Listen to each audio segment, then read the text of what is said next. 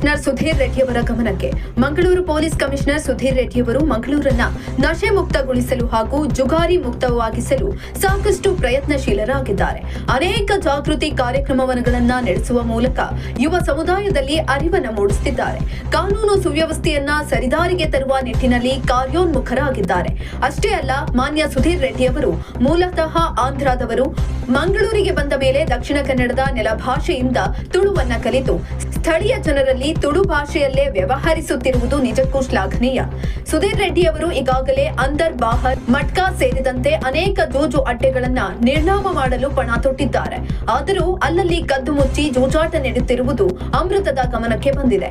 Mangaluru Bunts hostel ಬಳಿ ಹಾಗೂ ತಾರಾ ಗ್ರೇಡ್ನ ಎಕ್ಕೂರು ಬಳಿಯ ಹೋಟೆಲ್, ಪಳ್ನೀರ್ ಬಳಿಯ ಹೋಟೆಲ್ಗಳಲ್ಲಿ ವಾರಕ್ಕೆ 2 ಬಾರಿ ಅಂದರ್ ಬಾಹರ್ ನಡೆಯುತ್ತಿದೆ.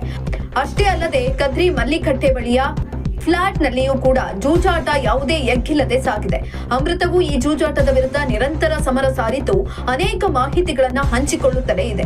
ಕೆಲವು ಬಾರಿ ಪೊಲೀಸರ ತಾತ್ಸಾರ ಜೂಜುಕೋರರನ್ನ ಹಿಡಿಯುವಲ್ಲಿ ವಿಫಲರಾದರೆ ಅನೇಕ ಬಾರಿ ಸಫಲವಾಗಿದೆ. ಹೀಗಾಗಿ ಮಂಗಳೂರಿನಲ್ಲಿ ಕದ್ದು ಮುಚ್ಚಿ ನಡೆಯುತ್ತಿರುವ, ಅದರಲ್ಲೂ ತಾರಾ ಗ್ರೇಡ್ ಹೋಟೆಲ್ಗಳಲ್ಲಿ ರಾಜಾರೋಷವಾಗಿ ನಡೆಯುತ್ತಿರುವ ಜೂಜಾಟಕ್ಕೆ ಬ್ರೇಕ್ ಹಾಕಬೇಕಾಗಿದೆ. ಈ ಕೂಡಲೇ ಮಾನ್ಯ ಮಂಗಳೂರು ಪೊಲೀಸ್ ಕಮಿಷನರ್ ಸುಧೀರ್ ರೆಡ್ಡಿ ಅವರು ತಮ್ಮ ಪಡೆಗೆ ಸೂಕ್ತ ನಿರ್ದೇಶನ ನೀಡಿ ಈ ಜೂಜಾಟಕ್ಕೆ ಅಂತ್ಯವನ್ನ ಹಾಡಬೇಕಾಗಿದೆ.